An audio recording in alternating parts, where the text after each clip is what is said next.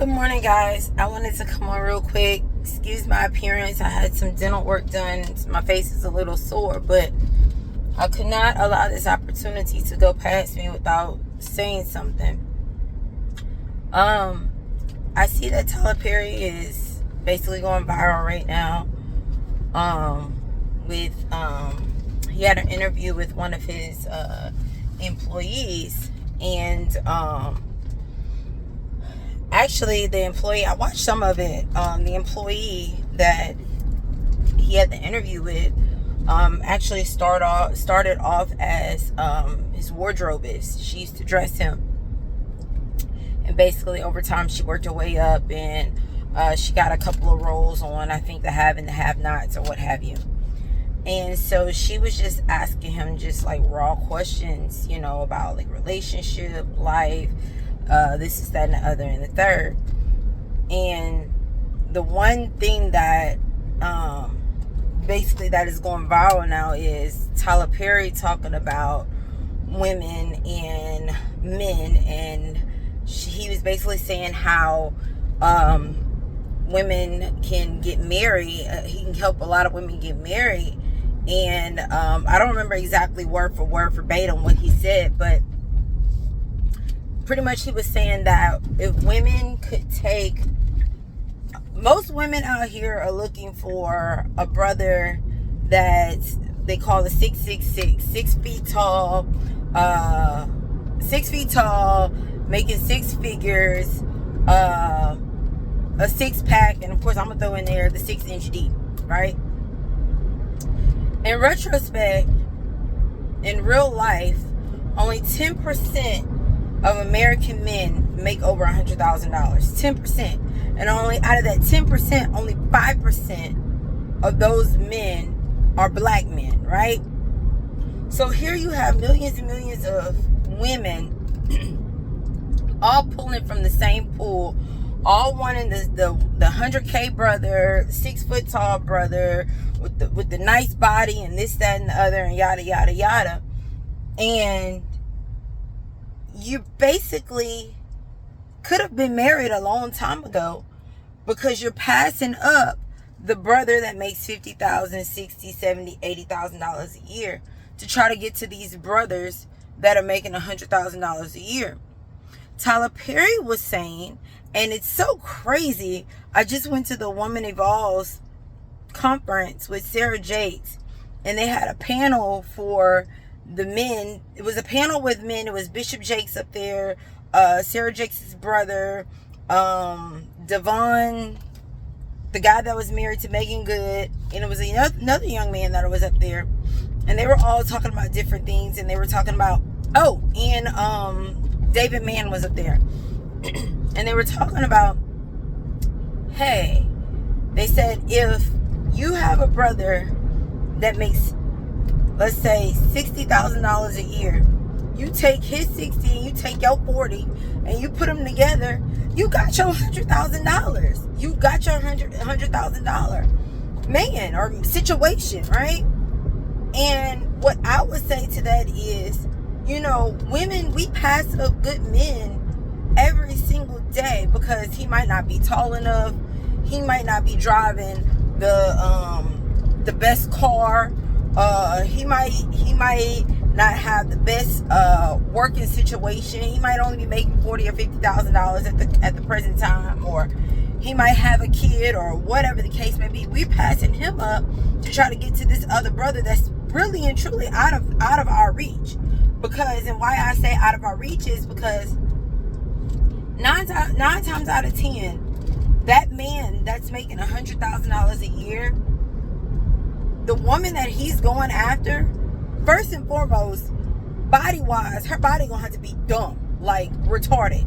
She gonna have to be physically fit, and let's just be honest. A lot of us, especially us black women, I'm not talking to my white sisters that are on here. I know I have a lot of white sister friends. I'm talking to my black sisters right now. A lot of us don't like to work out, or we'll start and we're not consistent with it. Oh, it's too hot. I don't want to mess my hair up. I don't want this. I don't want that. We have a whole bunch of kids with a whole bunch of baby daddy drama. Let's even go a little further.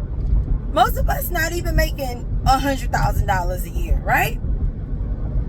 And we want this man to come in on a white horse and swoop us up and be our saving grace. And it does not work that way. If you look at any movie, or if you look at any situation, real life, you look at any type of podcast, you look at David Ramsey, let's talk about movies. We look at movies and we look at Wait Until We Tell. Most of these men state that their woman they had in their life helped them get to where they are. Look at Steve Harvey. Steve Harvey did not get to where he was until he got with Marjorie Harvey. Maybe he could have had this situation that he had with his previous wives. But my pastor says all the time, you just have to be stroked by the right hand. The right hand has to look at you. And you have to have the right woman to speak life into you, to be able to speak life into you. And let's just be honest again. A lot of women, a lot of us black women, and let me back up and say this. Men that make a whole bunch of money, that make six figures and make all this money is not, that's not a big thing for them. They're not looking for a woman that, or let me say, they don't need a woman that's making all this type of money, because a real man is going to take care of his regardless. So that's just laying out. If you are bringing a whole bunch of money to the table, that's just laying out. But to a real man, that really doesn't matter. What a real man really wants and truly wants from his woman is, can you build me up? Can you encourage me? Can you encourage me when I'm down? When I've gone out there and I fought the entire world, can I come home and you be my peace? Can I come home and lay my head in your lap and you stroke me and you talk to me and you build me up when I'm down? Are you going to take care of my kids? Are you not going to be out in the streets twerking and popping out here with your best friend? Are you going to be home taking care of home? Are you going to, the list just can go on and on. Like, what is it that financially, they got the financial part. Are you going to talk to me respectfully? Are you going to be respectful when we talk? Because let's just be honest. Oh, and above all, are you willing to submit? Right? And that's a whole nother topic for a whole nother day. I'll get into that another time about submission. But that's what a real man wants. He don't care about you making $100,000. That's great. That's awesome. That's amazing. You know what I'm saying? Kudos to you. That's just extra to add to the cup, and that's a blessing. It really is. And I'm not knocking you for that. But society got it completely we got it wrong, y'all. We got it completely wrong. And it goes all the way back to slavery and Jim Crow times, and we've all heard that, I got to raise my daughter to be a strong, independent black woman. You don't hear about the independent Asian woman. You don't hear about the independent white woman. You don't hear about the independent Latino woman. You only hear about that in our society. And why is that? Society knew at some point in time that women, black women, we are powerful women. We can speak with our words and we can change the atmosphere. We can say things and we can change it just like that. And they knew if they could remove the black man, the black situation from our family unit, it could keep us complacent. It could keep us where we are. But they know that there's power when two or more come together. So now what's going on is that we have good brothers out here that's making $50,000, $60,000, $70,000, $80,000 a year, but they're getting looked over because the black woman is only aiming for a certain caliber of man, which there's nothing wrong with that. There's nothing wrong with that. But what I'm saying is, a lot of our black women are going to continue to find ourselves single and by ourselves and raising children by ourselves if we continue to look over the average black brother. Okay? So what I mean by that is that if you get you a black brother that's making less than $100,000 a year, and you encourage him, you build him up, you motivate him, you have that joker wanting to run through a doggone wall. I know for me, I know things that I can say to my husband, and I will have my husband wanting to jump off a doggone tree branch to conquer whatever it is. Because we have to be wise as women. We have to know how to speak to our men. We have to know how to encourage them. And I promise you, bit by bit, my husband says all the time, relationships and business go hand in hand. You don't just jump in a business and boom, your business is successful and you making $100,000. No. Are you making 6 figures within your business? Are you making a 7-figure business? No, that's not how that works. It grows organically. Bit by bit by bit, it grows. And it's the same thing with relationships. It grows organically. When me and my husband got together, were we making a lot of money? No. It grows organically, bit by bit by bit. But you know what? I saw potential in my husband. I said, okay, you know what? This brother here, he loves God. He does right by his mama. He take care of his daughter. He's a hard worker. Yada, yada, yada. Okay, we can go somewhere with this. But if I would have just walked past him and was like, nah, this joker driving this toe-up Altima, no, he ain't for me, I would have missed out on my blessing, right? So what I'm saying is, ladies, you have to look beyond the physical. You have to look beyond the physical and what we see in the physical. And we have to look and see what we can see in the spiritual. Will this guy take care of me when I'm sick? Will this guy take care of me, or will this guy be with me if I have to go through cancer, radiation and chemo, and I'm bald headed and I don't have no hair on my head and I don't have no eyebrows or whatever? Will this guy take care of me when the chips are down, or when I've lost my job? Will he still be there for me? And vice versa. That's what men are looking for. He's not looking for a woman that the minute he loses that $100,000 job and he's bringing in all this money, are you still going to be down for him? Or are you going to be, you ain't bringing no money in? What I'm going to do with you? Are you going to pack your bags and leave? No, that's not what he's looking for. So, what I'm saying is, in this, hopefully something that I said has changed the mindset. But I know things have been embedded in us for so long and so long. And this is what society wants us to see. This is what society wants us to have, or says we should have.